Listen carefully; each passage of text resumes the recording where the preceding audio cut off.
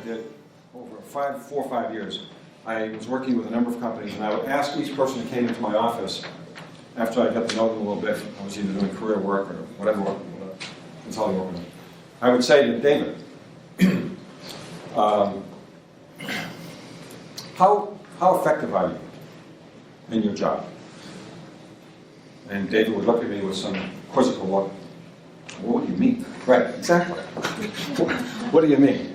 I said, well, let me put it to you this way, David. You are paid to show up every day and perform a certain set of functions. Right? David says, yes. And then I say, well, the company pays you. Salary, benefits, you get a computer, you get health insurance, whatever. Okay? You get an office or a cubicle.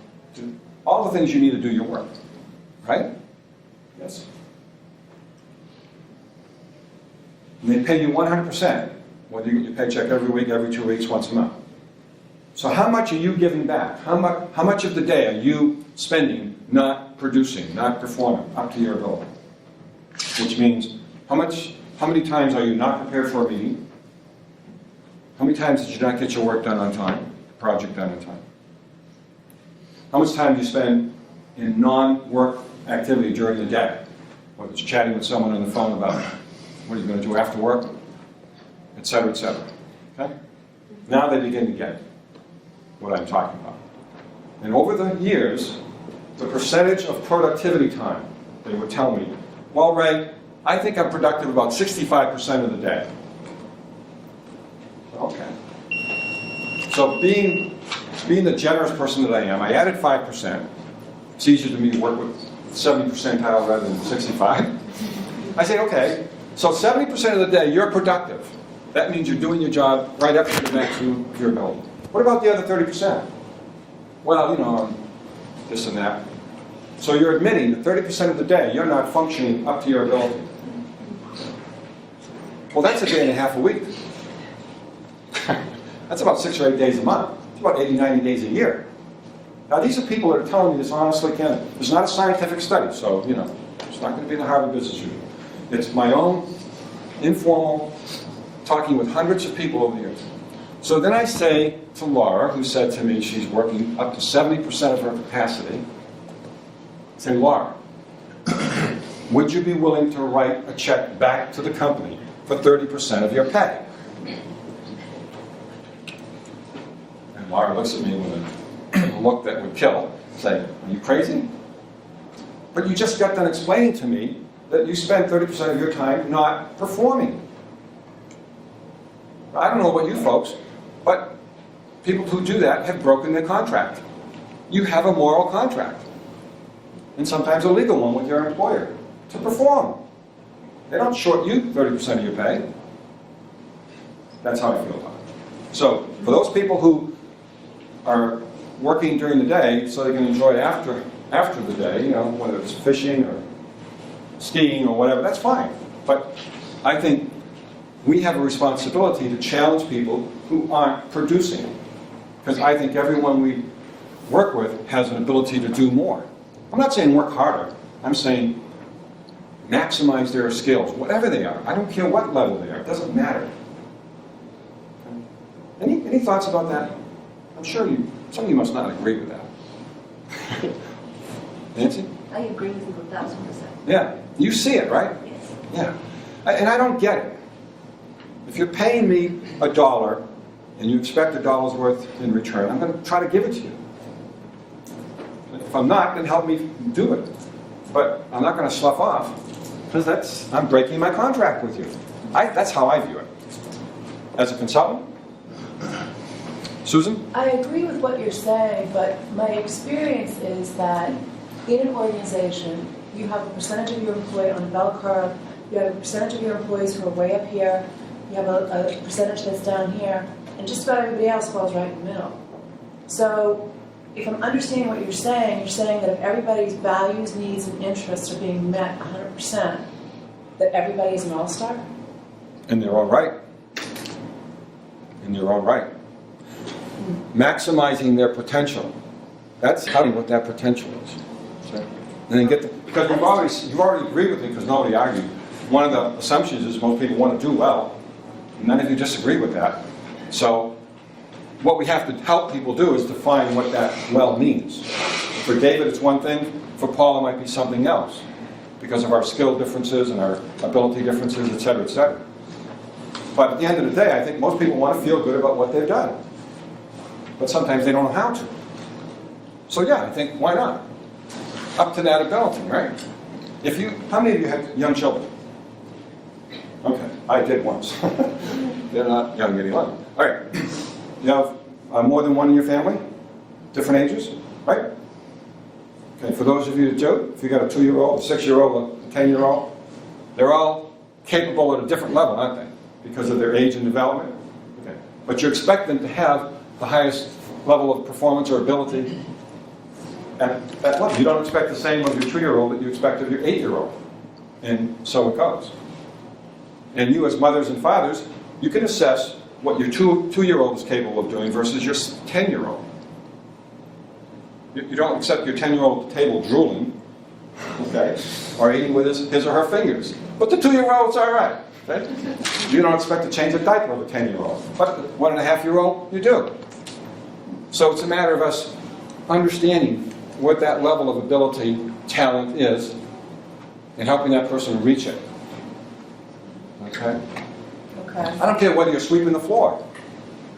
Do it to the best of your ability. You're getting paid $8 an hour, sweep that floor to the best of your ability. If you're an executive making $1 million a year, then you've got a responsibility to provide leadership and strategic direction. Do it to the best of your ability. Our job is to help them maximize that ability and skill. That's how I view it. And to sustain it, though. I'm sorry? Sustain it, to her point, is where I think struggle is. Now, speak up just a little bit. Being able to sustain it. Sustain it. Maximize is the challenge. Well, we're not perfect.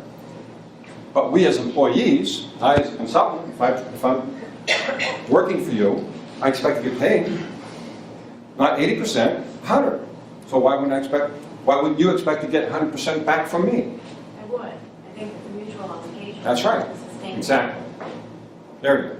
If you take your 70% analogy here, I have employees that would probably say that they're working at 70% on the work they're doing, but then there's another 20% of time that is what I call well-filling time. They need to socialize. They need downtime away from the intense focus. So I don't view that as goofing off. See, I'm not defining that. Okay. I'm leaving it up to you guys to define it. Yeah, that may be very productive. I'm not suggesting someone's at the machine all day cranking out the widgets. At the other end, we have people that are, the 8 hours they're there, the 10 hours they're there, they're like working like madmen, and Right. I don't agree with that either. Right. So- Yeah, if you come into my office sometimes, catching me unaware, I might just be sitting there looking out the window, looking over the marina. What are you doing? Well, I'm thinking. Okay. Yeah.